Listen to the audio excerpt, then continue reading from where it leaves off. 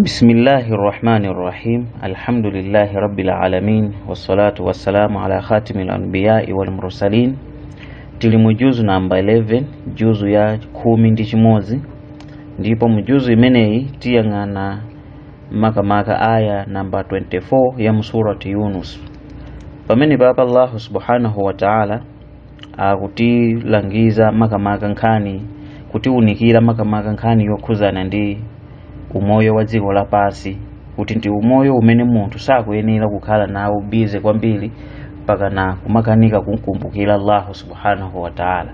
Inde mtumiki Muhammad sallallahu alaihi wasallama ananena kunena kuti munthu uzipanga balance pa dziko lapansi pano, ugwire ntchito komanso za ku akhiranso ugwire, ndi cholinga choti moyo wako ukhale balance. Ndipo Allah adanenanso mu aya ina kunena kuti wala tansa nasibaka minad dunya, ndipo usayiwale gawo lako la pa dziko lapansi. Koma zimenezi sizikutanthauza kuti munthu akhale bize basi kumango upanga za pa dunia ndi kuyiwala za tsiku limene lili nkudza la ku akhira. Chabwino ndeno aya imeneyi mwachidule Allah subhanahu wa ta'ala wapereka fanizo la umoyo wa dziko lapansi kuti ndi fanizo lotani. Ndiye tiyambe ndi aya mwachangu kwambiri. Allah subhanahu wa ta'ala akuyankhula kunena kuti innama mathalul hayati dunya kama in anzalnahu minas samai, kunena kuti ndithu fanizo la moyo wa dziko lapansi lili ngati madzi a mvula amene tawatsitsa kuchokera ku mitambo. Fakhtalata bihi nabatul ard, ndipo nkusakanikirana ndi zomera za mthaka zomwe anthu ndi nyama amadya. Mimma yakulu nnasu wal an'am, zomwe anthu ndi nyama amadya. Hatta idha akhadhatil ardu zukhrufaha wa zayyanat, kufikira nthaka ikakwaniritsa kukongola kwake ndi kuzikomesa. Wa dhanna ahluha annahum qadiruna alaiha, nkuganiza kuti iwo ndipo eni nthaka nkuganiza kuti iwo ali ndi mphamvu pa nthakayo pokolola zomwe zili pamenepo. Ataha amruna laylan au nahara, mwadzidzidzi nkuzizera lamulo lathu za pa nthakazo usiku kapena masana.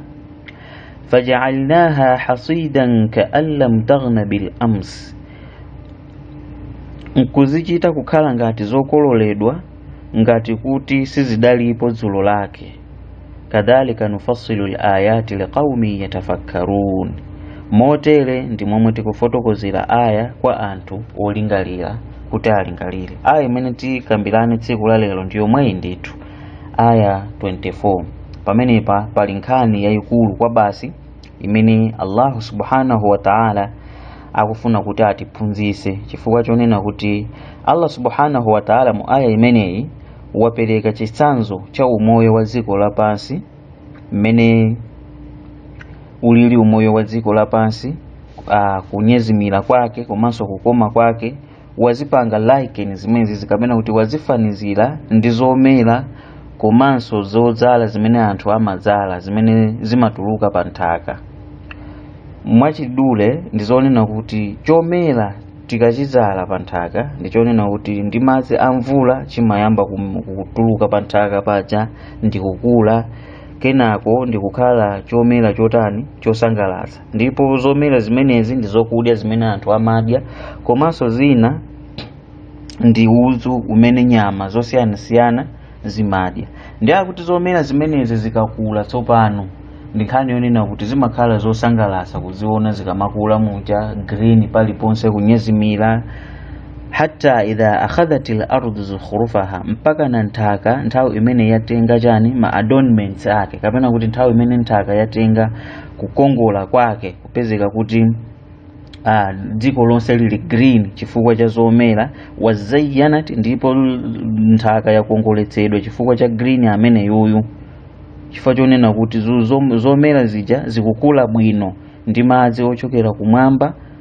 Akuti nthawi imeneyi ndi imene anthu amaganiza kunena kuti basi iwowo ndithu ali ndi mphamvu pa zomera zimene zizi, ndipo kuti atani akolola zochuluka mu chaka chimenechi. ali mu state of mind imene kapena kuti ali mu maganizo oterewa kuti komatu zomera ndiye zamera bwino chaka chino ndipo chaka chino kuli kukolola, akuti nthawi yomweyo ataha amruna lailan au nahara, chilamulo cha Allah subhanahu wa ta'ala ndikubwera usiku kapena masana, ndipo zomera zija nkuzipangisa kukhala zonena kuti zosaonekanso bwino, komanso ndikukhala zouma nthawi imodzi, komanso green uja ndikuchoka ka allam taghna bil amsi, ngati kuti usiku wake kapena kuti dzulo lake zomerazo panalibepo. Mwachidule Allah subhanahu wa ta'ala kubweresa chani? Kubweresa pamene papa mavuto osiyana azomera zimenezi. Ataha amruna yani bihalakiha wastisaliha wa darbuha bi ba'd al-ahati, kupezeka kuti zomera zija Allah subhanahu wa ta'ala wazipangisa kuti ziwonongeke nthawi imodzi, ndipo zisakhalenso zofunika kwa anthu kuti angagwirisenso ntchito chifukwa chowonongeka kwambiri. Ka allam taghna bil ams, akunena Allah subhanahu wa ta'ala kuna kuti ka allam yakun zar'uha fiha bil ams makhdaran tariya, khala ngati kuti zomerazo dzulo sizinali zobiliwira komanso zosangalatsa.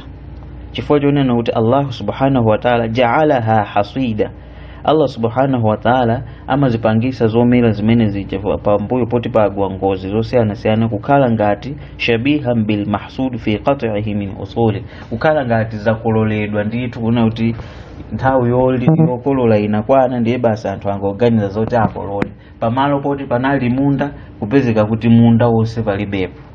Nkhani imeneyi mwachidulenso ndi nkhani imene yatichitikira ifeyo Amalawi asilamu komanso amene sali asilamu mdziko lathu. Posachedwa apa timadandaula za Cyclone Friday, ngozi yayikulu imene yaononga miyoyo ya anthu osiyana. Timpemphe Allah kuti anthu amenewa awapangise kukhala mashahidi amene amwalira ndi ngozi imeneyi. Ndi ngozi imene yatsimikiza kuti palibe wina aliyense amene ali wamphamvu dziko lonse lapansi kupatula Allah subhanahu wa ta'ala. Chifukwa chonena kuti anthu aphedwa ambirimbiri, anthu kuphedwa ndithu ndi madzi, kutengedwa ndi madzi, ndipo panalibe wina amenenso angathe kuwapulumutsa anthu amenewa kupatula Allah subhanahu wa ta'ala. Ndipo ngozi imeneyi yapangisa kunena kuti zomera zimene anthu anadzala zipite ndi madzi. Anthu to anadzala chimanga, mpunga, anadzala anthu soya, mbewu zosiyana zonena kuti anali ndi chikhulupiriro chonse kuti zikayenda bwino akolola, ndipo akhala ndithu ndi zokolola zochuluka, zokolola zosangalatsa. Koma ndithu mvula inangobwera mwadzidzidzi, anthu asakuyembekezera, kupezeka kuti ndikuwononga zomera zonse zija ka allam taghna bil amsi, ngati kuti padalibepo zomerazo. Lero kuti mupite mizi ya kumulanje, mizi ya kuchirazulu, mizi mwachidule ya kulowa shire, mukapeza minda yapita ndi madzi, kukuuzani munthu kuti apa panali muzi, apa panali munda, simungakhulupirire. Koma ndithu pamene panali munda, anthu anadzala, zomera zinali zosangalatsa, koma Allah subhanahu wa ta'ala anabweretsa chivomerezi chimene chawononga mbewu zonse. Mmene mumu ndi mmene Allah subhanahu wa ta'ala akuperekeranso example ya mmene ulili umoyo wa dziko lapansi. Ndi umoyo umene Allah subhanahu wa ta'ala amakuchotsera iyo usakukonzekera, amachotsa umoyo wako iweyo uli ndi chani, uli ndi mapulani osiyana oti upange pa moyo wako watsiku ndi tsiku. Lero lino pakumamveka ma vision, vision 2063, vision 2020, vision chakuti zimene zichezemango khala zinthu zongoyelekeza, komano plani ili ndi Allah subhanahu wa ta'ala. Chifukwa la tadri nafsun madha taksibu ghada, mzimu sukudziwa kunena kuti kodi mmawa kucha bwanji. Allah subhanahu wa ta'ala akumusungira zotani kucha kwa mmawa, zimene zozo akudziwa ndi Allah subhanahu wa ta'ala. Ndi umoyo wakanthawi kochepa, ndi umoyo umene umachoka munthu asakuyembekezera, komanso kuchoka kwake kumakhala kudabwisa, kungomva kuti ashehe ajatu basi ati angogwa uko amwalira, anthu kuti amene waotacheza nawo lero lino mwakuti mmenemo ndi mmene umoyo umachokera. Ka alla mutaghna bil ams, ngati kuti munthu uyo dzulo simunacheze naye, ngati kuti munthu uyo dzulo simunakumane naye, mmene momwe ndi mmene Allahu subhanahu wa ta'ala amapangira. Choncho munthu asamanyengeke ndi moyo wa dziko lapansi. Umoyo wa dziko lapansi, umoyo wa pa dunia, usakhale umoyo wonena kuti munthu ndi azikhala nawo bize kwambiri pakana kumuyiwala Allah subhanahu wa ta'ala. Lero lino anthu akulephera kuphunzira maphunziro a dini, akuti ya ineyo ndimagwira ntchito, basi kuntchito ndimakhala bize. Ntchito imene akugwira yake ndi yapa dziko lapansi, yoti akazango omwalira tsiku lomwelo anthu azamba kulengezesa vacancy kuti basi kuntchito kuja tikufuna vacancy amene analipo amwalira. Ndikukana kuphunziranso zinthu zimene zili zokamuthandiza munthu uja m'manda komanso tsiku la kiyama. Kunyengeka ndi umoyo umene uli wochepa wapa dziko lapansi. Ndi umoyo umene mu hadithi imene ikupezeka ndithu mu as-sahihain, pali hadithi imene Qatada anayankhula ndithu kunena kuti, hadithi imene iyi adayankhula mtumiki Muhammad sallallahu alayhi wasallam an Qatada radiyallahu anhu qala, ndithu mtumiki Muhammad sallallahu alayhi wasallam adayankhula kunena kuti, yu'ta bi an'ami ahli dunya fayughmasu fi an-nar ghamsatan fayuqalu lahu hal ra'aita khayran qat. Kunena kuti akuti munthu amene anali kukhala umoyo wosangalala, umoyo wofewa pa dziko lapansi, azabweretsedwa tsiku la kiyama ndi kungomponya pang'ono, kungomulawitsa moto wa jahannam, ndipo azamfunsa kunena kuti, kodi iweyo unapezapo chabwino chibadwire pa moyo wako? Munthu uja kuti azayankha, fayaqulu la, azayankha kuti ayi, kungolowa ku moto wa jahannama munthu amene anali wofewa wosangalala pa dziko lapansi, wolemera wotani, kungolowa ku jahannama akuti adzayiwala china chilichonse, ndipo kumfunsa kuti koma iweyo unasangalalapo? Akuti azayankha kuti ayi sinasangalalepo. Kuyiwala kuti iyeyo ndi amene dziko lapansi limakamba za iyeyo anali munthu wolemera, anali munthu wosangalala. Kusonyeza kuti ndi umoyo wa dziko lapansi ndi umoyo wonyenga chabe, ndi umoyo wa chabe, si umoyo wonena kuti munthu mpaka kumamuyiwala Allah subhanahu wa ta'ala. Hadithi ikupitilira kunena kuti, wayu'ta bi ashaddi an-nasi 'adhaban fi ad-dunya fayughmasu fi an-na'imi ghamsatan thumma yuqalu lahu hal ra'aita busan qat. Kunena kuti ndipo munthu amene anakhala umoyo wa dziko lapansi, umoyo wovutika, umoyo wa umphawi, umoyo wa mavuto osiyanasiyana, akuti munthu amene akazango mulowesa ku janna, kungomulowesa ku janna kuti ta munthu uchawolowa ku janna, ndi kumfunsa kunena kuti hal ra'aita busan qat. Kunena kuti kodi iweyo unaonapo mavuto moyo wako? Akuti munthu uja azayankhula kunena kuti fayaqulu la, akuti munthu uja azayankhula kunena kuti ayi, ineyo ndithu sinaonepo mavuto chibadwire.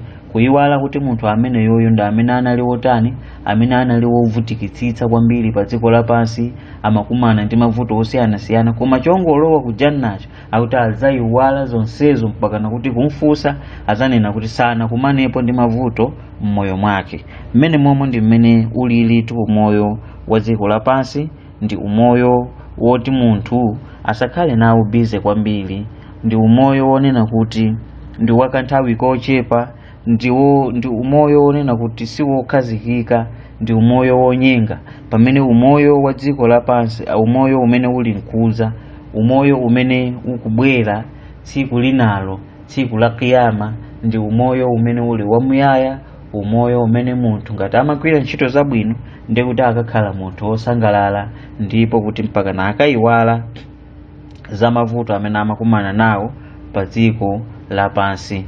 Ndipo Allah subhanahu wa ta'ala akuyankhula kunena kuti, wallahu yad'u ila daris salami wa yahdi man yasha'u ila siratin mustaqim. Kunena kuti ndithu Allah subhanahu wa ta'ala akukuyitanirani inuyo ku nyumba ya mtendere, kapena kuti ku dziko la mtendere, yani ku paradise. Ndipo kuti akukuongolerani inu kunjira imene ili yowongoka, ama muwongola amene wamfuna kuti atsatire njira imene ili yowongoka, njira imene ili ya Chisilamu. Ndithu mmenemo ndi mmene akutifotokozera Allahu subhanahu wa ta'ala. Timanena choncho ndithu kunena kuti Allahu subhanahu wa ta'ala anayankhulako mu vesi ina mu sura imene iyi kunena kuti wallahu yad'u ila daris salam, kunena kuti ndithu Allah subhanahu wa ta'ala akuyitanirani ku nyumba imene ili ya mtendere, yani ku janna, ndipo ndithu kuti ama muongola amene wamfuna kutsatira njira yowongoka, njira ya Chisilamu. Choncho kuti munthu asanyengeke ndi umoyo wa dziko lapansi.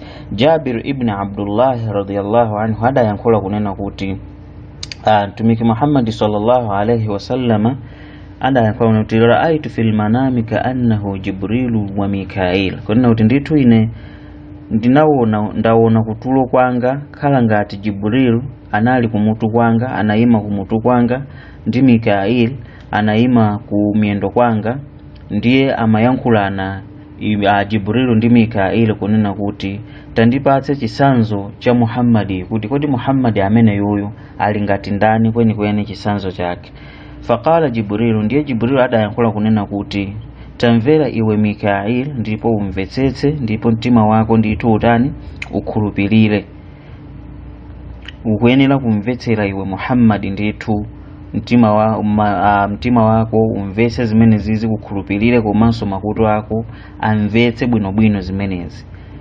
Ndithu chisanzo cha iwe Muhammad, innama mathaluka wal ummatik, chisanzo cha iweyo Muhammad ndi umma wako akuti chili ngati chisanzo cha mfumu imene yamanga nyumba pamalo pake, ndipo atamanga nyumba imene iyi ndiye mfumu imene iyi yayitanitsa phwando, ndiye yayitanitsa phwando lija, wapanga arrange bwinobwino phwando lija, kenako yatuma messenger wake kapena kuti mnyamata wake wa ntchito kuti awayitane anthu apite ku phwando limeneli, akadye phwando limeneli ku nyumba yake ya mfumu imeneyi. Ndiye akuti faqubila ba'dun fa aba ba'd, anthu ena atamva kuyitana kwa mfumu kuja apita, ndipo yena sapita.